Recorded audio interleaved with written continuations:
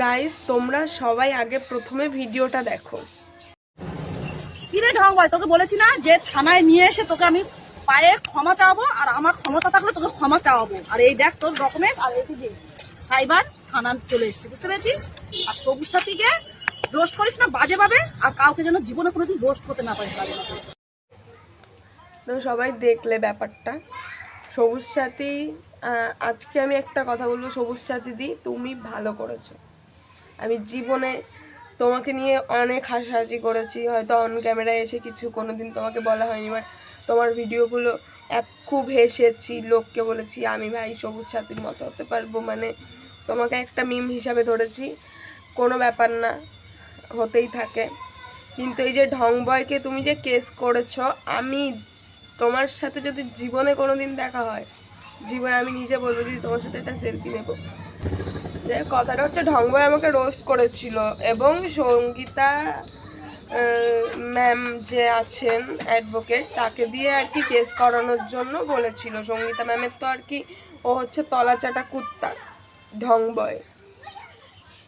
তো আমি বেশি কিছু বলবো না, সবুজ সাথীতেই ওকে, সবুজ সাথীতেই একাই ওকে পায়ে এনে ফেলবে, আমাদের কারোর কিচ্ছু বলা লাগবে না। ও আমরা মানুষকে হাসাই, আমরা এন্টারটেন করি মানুষকে, আমরা লোক হাসাই, তার জন্য আমাদের নামে যে কেস করতে হবে এরকম একটা রোস্ট ভিডিও তোমরা হয়তো দেখেছিলে, না দেখলে আমি সেটাও তোমাদের স্ক্রিনশট মেরে দেখিয়ে দেব যে ঢংবয় কতটা বাজেভাবে রোস্ট করেছিল। গালাগালি দিতেও ছাড়ে না, মানে যে কেউ সবুজ সাথী থেকে গালাগালি দিয়েছে, আমাকে দিয়েছে কিনা আমার মনে নেই, ভিডিওটার রিপ্লাই আমি কখনো করিনি। ও ভেবেছিল যে রিপ্লাই করবো ভিডিওটার, কিন্তু আমি ভিডিওটা রিপ্লাই করিনি। আজকে আমার একটাই কথা, যে এত সঙ্গীতা ম্যামের এত এত এত মানে গুণগান করে, ওনাকে রিকোয়েস্ট করে ভিডিও বানিয়ে কেস করতে, আজকে কিন্তু ওনার নামেই সবুজ সাথী দিয়ে কেস করলো।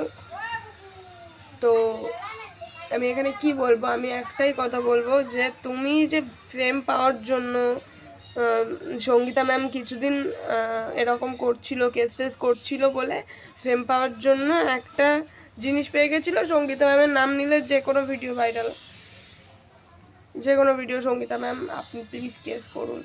তো এই ভিডিওটা সঙ্গীতা ম্যাম অবধি পৌঁছে দিন, অনেক শেয়ার হবে, অনেক ভিউ হবে।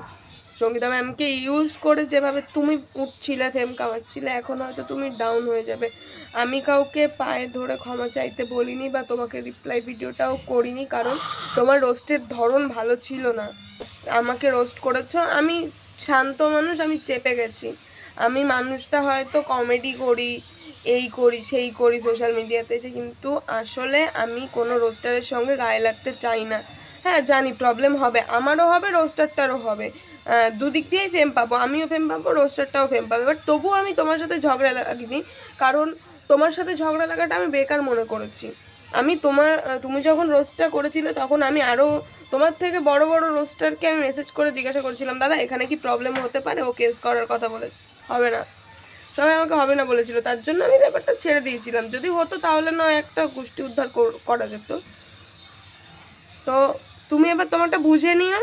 আমি এইটুকুই বলবো, লিমিটের বাইরে কখনো রোস্ট করতে যেও না, লিমিটের বাইরে কখনো রোস্ট করতে যেও না। তুমি একটা লিমিটে থাকো, তুমি রোস্ট করছো, তুমি গালাগালি, পরিবারের সংস্কার, হ্যান ত্যান, মানুষটা পরিবারটাকে কিচ্ছু শেখায় না, তোমার বাবা মাও তোমাকে রোস্ট করা শেখায়নি। এটুকুই বলবো, এখন দিয়ে একটু কন্ট্রোলে রোস্ট করো, সবুজ সাথী দি একাই তোমাকে নামিয়ে দেবে।